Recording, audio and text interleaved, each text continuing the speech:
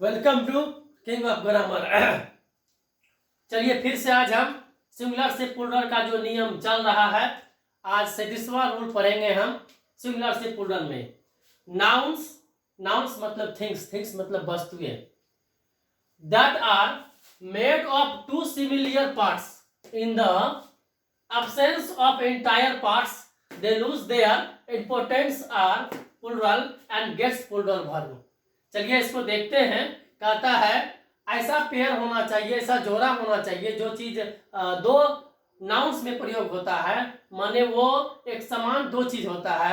जैसे जूते का ले लीजिए जोड़ा, जूता जो होता है वो एक जोड़ा होता है, चश्मा एक जोड़ा ग्लास होता है, कैंची आप देखे होंगे, कैंची का भी दो भाग होता है जो एक दूसरे से जुड़ा हुआ रहता है। जब ऐसे अवस्था में हमको उस चीज का सिंगुलर से प्लूरल बनाना हो तब हम कैसे कैसे यूज कर सकते हैं, आज उसके बारे में हम जानते हैं। चलिए कह रहा है सीजर्स, कैंची जो होता है वो दो पार्ट्स में होता है, गूगल्स शूज जूते, सॉक्स मोजे ईटीसी। इस टाइप का अगर रहेगा तो सिंगुलर से प्लूरल बनाने में हम कैसे करेंगे। तो देखिए उपरोक्त नाउन्स मतलब एक से अधिक है, दो भाग है के पहले एक पेयर ऑफ जोड़ देने पर वह सिंगुलर हो जाते हैं। जैसे जूता है, जूता में एक पेयर ऑफ जोड़ेंगे तो वह सिंगुलर अवस्था में बन जाएगा। ऐसे वो दो जूते होते हैं जो पूर्ण अवस्था में रहते हैं तथा वर्ब सिंगुलर ग्रहण करते हैं। चलिए इस एग्जांपल से हम जानते हैं ये क्या सिस्टम में चल रहा है। My scissors is broken, my scissors are broken, my one scissors is broken, a pair of my scissors is broken.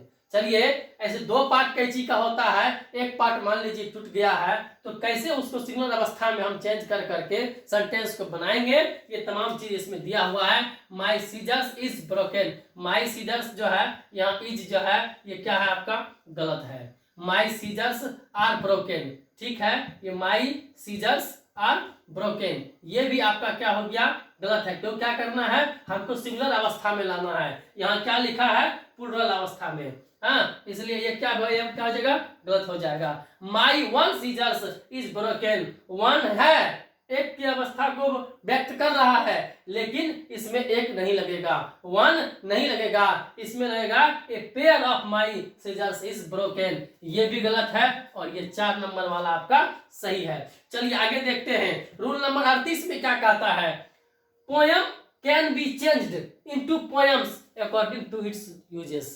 देखिए हम पोयम को पोयम्स में चेंज कर सकते हैं, किस अवस्था में, वो सिंगुलर अवस्था पूर्ण अवस्था दोनों इस चीज को देखना पड़ेगा। चलिए देखते हैं। दिस इज नाइस पोयम एक कविता है, रिटेन बाय जॉन डॉन, कोई राइटर का नाम लिख सकते हैं। इसका मतलब ये सेंटेंस बिल्कुल सही है क्योंकि इसमें लिखा हुआ है this is a nice poem, poems नहीं है, सिंगुलर अवस्था में है, सिंगुलर वर्ब इसमें दे करके क्लियर कर देंगे।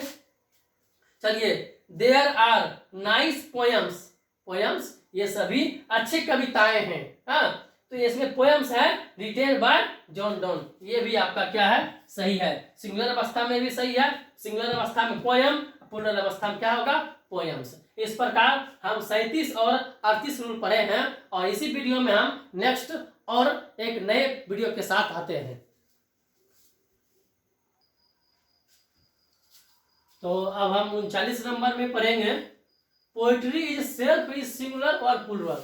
कहता है ये सिंगुलर भी हो सकता है प्लूरल भी हो सकता है, सेल्फ अपने आप, इट सेल्फ। इट सेल्फ क्या है, इट सेल्फ ये हुआ रिफ्लेक्सिव प्रोनाउन।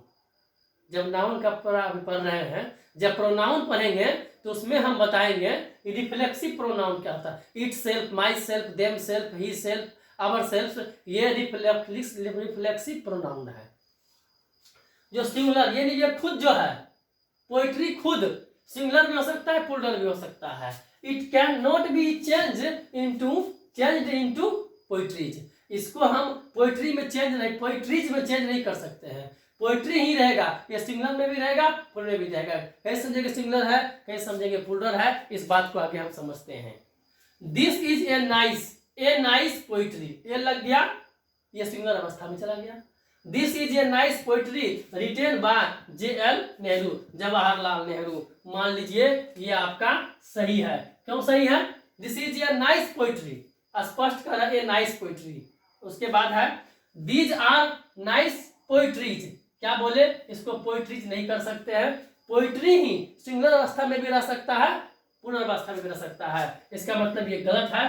फिर यहां देखिए, these are nice poetry written by J.L. Nehru, ये आपका सही है। यानी सिंगुलर अवस्था वाला भी सही है, पूर्ण अवस्था वाला भी सही है, लेकिन प्लूरल जब बनाएंगे तो पोइट्रीज नहीं लिखेंगे, पोइट्री ही रहेगा।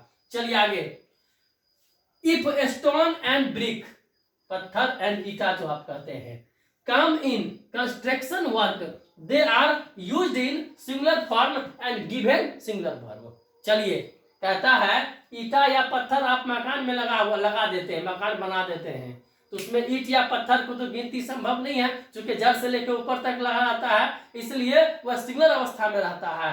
जब वही ईट या पत्थर बाहर में रहता है तो गिनती के हिसाब से बिकता है और गिनती के हिसाब से हम खरीदते हैं। लेकिन जब वह कंस्ट्रक्शन के रूप में बना जाएगा, मकान बन जाएगा, तो याद रखिएगा वह सिंगुलर अवस्था में रहेगा, पूर्ण अवस्था में नहीं रहेगा। चलिए इसको एक बार देख लेते हैं। This house is built of stones and bricks. उसके बाद है this house is built of stone and bricks. Brick ही होगा, ऐसे नहीं होगा। तो ये आपका ऊपर वाला क्या हो गया, गलत है, और नीचे वाला सही है। चलिए, इसमें कुछ मुख्य बातें हैं जो नोट में हम गौर से समझेंगे। ध्यान रहे कि यदि इन्हें गिनती के तहत दर्शाया जाए तो ये अपनी संख्या के आधार पर सिंगुलर अथवा प्लूरल हो सकता है। जस्ट यही मैंने बताया था, हाँ, कि गिनती के हिसाब से हम सिंगुलर और प्लूरल कर सकते, कब, जब वह बाहर में रहेगा तब। लेकिन जब कोई कंस्ट्रक्शन मकान बन जाएगा तो सिंगुलर अवस्था में रहेगा। चलिए एक बार देख लेते हैं। ही गेव मी, उसने मुझे दिया, क्या दिया, a stone to throw on the dog. एक वह पत्थर दिया, किसको मारने के लिए, कुत्ते को मारने के लिए। यहाँ कह रहा है ए स्टोन, हाँ। दूसरी है ही गेव मी 5 स्टोन्स, 5 स्टोन्स, ये सिंगल अवस्था में हो गया ऊपर वाला, नीचे वाला हो गया प्लूरल अवस्था में। तो he gave me 5 stones to throw on the dogs, हाँ, द डॉग। तो ये भी सही है और ये भी सही है, क्योंकि सिंगुलर में सिंगुलर लगा है, प्लूरल में प्लूरल लगा हुआ है। इस तरह से आज की वीडियो में हमने सिंगुलर से प्लूरल से 36 से लेकर 40 तक पढ़े। नेक्स्ट वीडियो में हम 40 के बाद पढ़ाएंगे, लेकिन आप बारीकी से इस किंग ऑफ ग्रामर चैनल को पढ़ते रहिए। और इसमें कमेंट में जो आपको त्रुटि समझ में आ रहा, समझ में नहीं आ रहा, वो आप बोलेंगे, मैं उसको निश्चित रूप से डिटेल में बताऊंगा। अगर आप इस चैनल से संतुष्ट हैं तो निश्चित रूप से आप इस चैनल को सब्सक्राइब करें, लाइक कमेंट निश्चित करें। Good night.